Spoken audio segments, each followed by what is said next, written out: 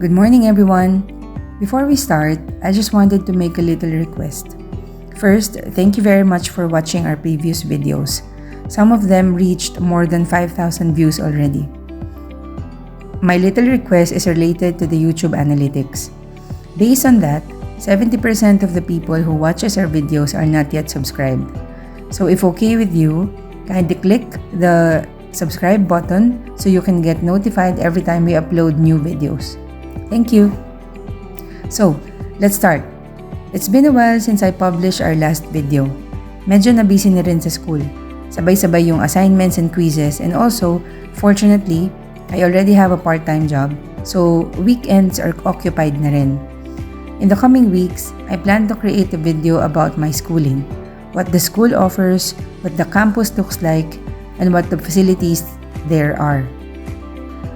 And I will also share my observation in the teaching styles. In terms of weather, we already entered fall season. Leaves of the trees are starting to turn mostly to yellow color, and the weather is colder na if compared to the weather when we arrive in July. There are some days when the temperature reaches 30 degrees pa rin, but most of the time, it's really within the range of 14 to 20 at its peak and single digit during early mornings and nighttime. In this video, I will share the costs of our monthly utility bills, specifically for water, heat, power, home internet, and mobile phone plan. This is to give you an idea how much you will realistically spend here, assuming you're coming as a family. I will also try to share some savings tips na rin.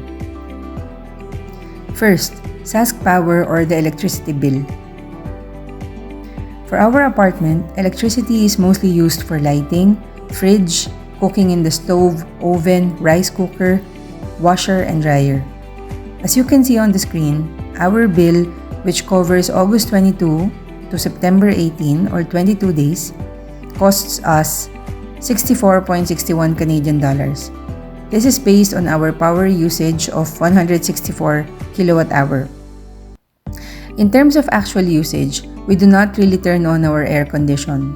So I think the biggest consumption of power is really from the fridge since medyo malaking size yung ref na nandito sa apartment. Plus the stove since malakas din mag-consume ng power ang electric stove. Now we move on to our heat, which is supplied by Sask Energy.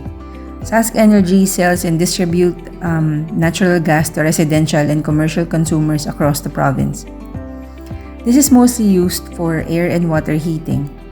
Our bill last month was only 34.88 since this is only used for now to heat the water. But when the harsh winter happens, we are anticipating that this bill will shoot up since we need to turn on the heater all throughout the day. Next naman is for our home internet. We subscribe to the offer of SaskTel, which is a 2-year contract for $69 per month, and for the first 3 months, you will only pay $20. This is a 150 Mbps unlimited wireless data with a maximum of 6 connected gadgets. Last month, you can see that we were billed more than $30. That is because that covers 1.5 month. When the line was installed kasi, it was 1.5 month away from the next billing cycle. In the next billing, we expect to be charged around $22 only. Then, when the first 3 months is over, we will be charged about $77 per month. For the water, which to be honest, I am very surprised, we were charged $132.02. Actually, during our first month from July to August, we paid almost $150. Water here in Regina is provided by the city government. Along with that, they also maintain sewer and drainage system and also charge for the waste disposal since they do the garbage collection. That's the reason why mataas ang water bill namin. If we look at the breakdown from the total of 132, waste collection costs 15.37. Sewer and drainage system costs 60.87. If we deduct that from the total, that means that water charges is only about 55.78. This amount is equivalent to using 11.16 cubic meter. Since we had higher bill during our first month, we checked how we can reduce our usage. One of them is to deactivate the extra rinse when using the washing machine. We also try to reduce the number of times we wash our clothes, and we try to really fill the washer each time. Another tip, if may timba and tabo, better to use them than to use the shower. We can always also use that instead of using the flush. Lastly, for our mobile phone plan, we can say that this is one of the best moves that we made. When we were still in the Philippines, we received an offer from Rogers, which is one of the biggest mobile plan providers here in Canada. This plan was only for $40 per month before tax. This is a SIM-only plan, and the inclusions are 100 GB of data, unlimited calls and SMS across Canada, and unlimited text messages to international numbers.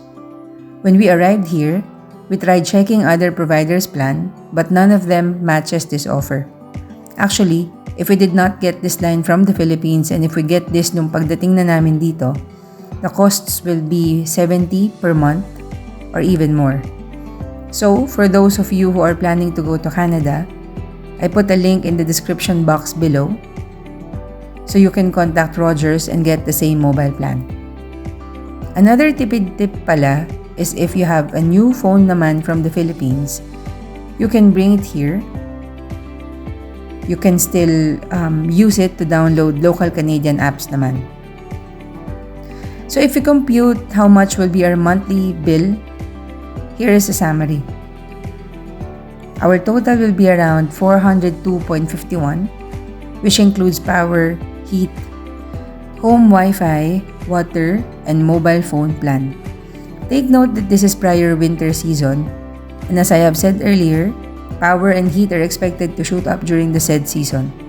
So siguro tama yung una nating estimate sa previous video that for the utilities, we should be budgeting about $500 per month.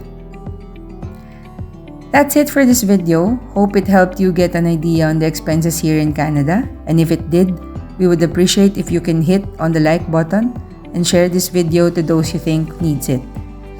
As usual, thank you everyone and have an amazing day ahead of you. God bless us all. Bye-bye!